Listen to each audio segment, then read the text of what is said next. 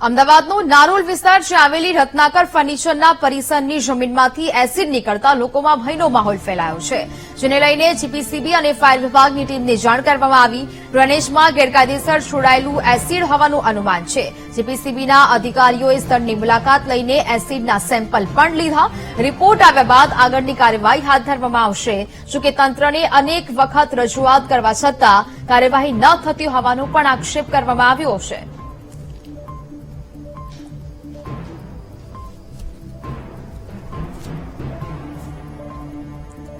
તો જ પ્રકારે અચાનક જમીનમાંથી એસિડ નીકળવાની આ સમગ્ર ઘટના છે તે સામે આવી છે।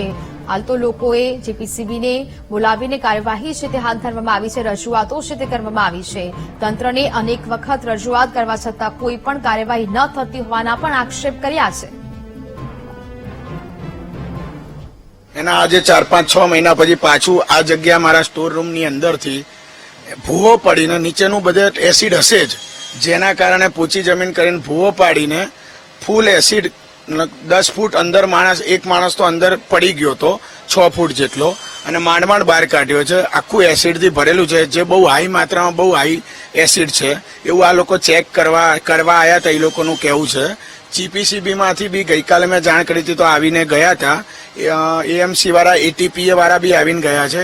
એ લોકો એકબીજાને એમ કહે છે કે લાઈન ચેક કરાવવાની બધું એમનું રીતે એમનું કામ કરે છે, પણ આ વસ્તુ એવી છે કે જેને ટાઈમ આપવા જેવી વસ્તુ નથી। માણસની જાનહાની, માણસ મરી જાય એવી પરિસ્થિતિ વાળી વસ્તુ છે।